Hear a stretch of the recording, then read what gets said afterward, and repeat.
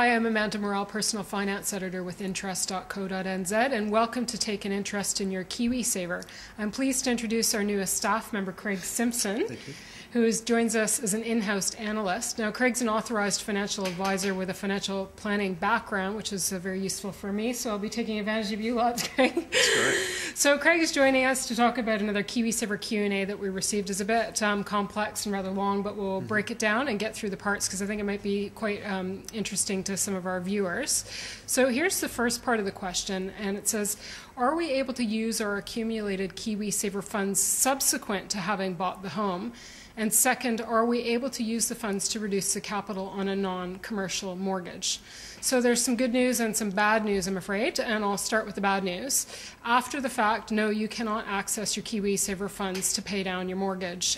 Usually, the law requires that you make this application before the deal closes, and it's usually a 10-day window before the end of the sale takes place. Apparently there have been instances where this has been successfully challenged, but it's usually come down to some technical aspects where there's been a bit of a hold-ups with the money. The good news is that yes, you can use your KiwiSaver funds to finance a non-commercial mortgage through a family or a trust, so there's nothing stopping you from doing that.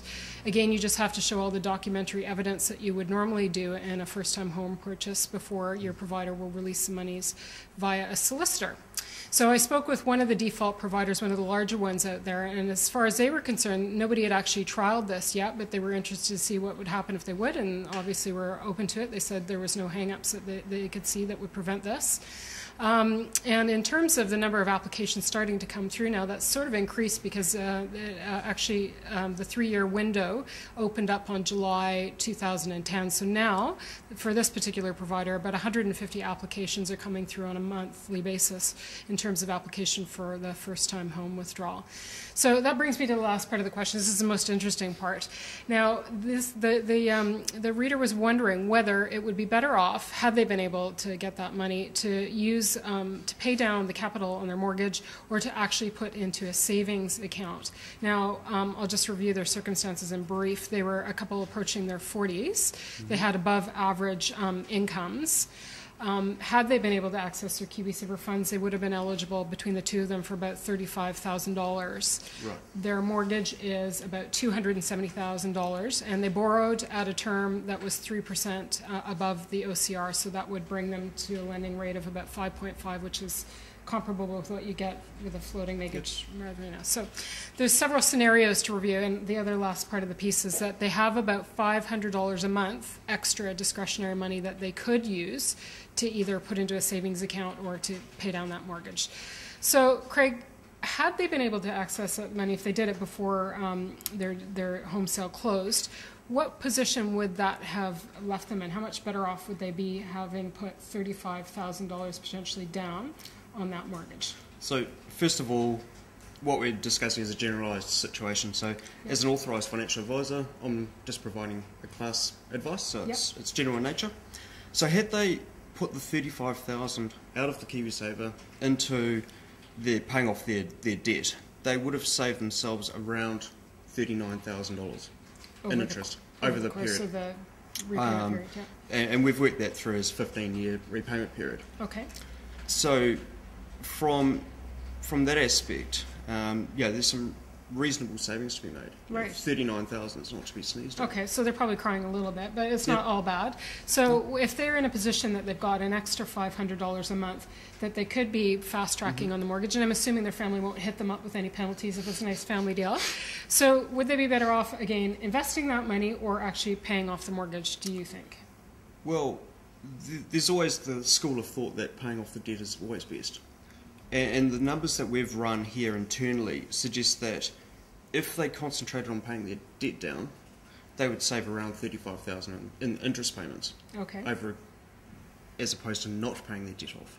Right. Yeah, just the normal payment and savings. Yep. Had they saved that money, they could have potentially earned somewhere around $127,000. Over a 15-year period. 15-year, okay. Now that's making several assumptions like return, which we've put in at 2.5%. Okay. Now that seems kind of low. Yeah. So why 2.5%? Why so low? What we're looking at is a real rate of return of 2.5%. So that takes into account tax, inflation, fees. So it works out at around 7% before tax. Okay. Inflation and fees. Okay, so that's probably realistic then. Yeah. I think so. From today's economy, you should be looking for above bank deposit rates as an investment. Okay. So over that period, they could have saved around 127,000. Okay, well that seems pretty attractive on the face of it. So it seems more attractive than saving the 35k. Yeah, but you then say, well, okay, what if I had paid down my mortgage, and then put all that mortgage money and the savings into a savings plan for a 4-year period. Okay, so we're talking about, instead of saving, you pay off the mortgage as quickly as possible with that extra $500, and then start saving in the remainder of the time that you would have been paying off the mortgage. So we're talking about a difference of 4 years, right? Approximately 4 years. Okay, yes. so you start saving that money that you would have been putting down on the mortgage plus the $500. Where will that leave you in 4 years? After 4 years, assuming the same 2.5% real rate of return, you would have earned somewhere around $140,000.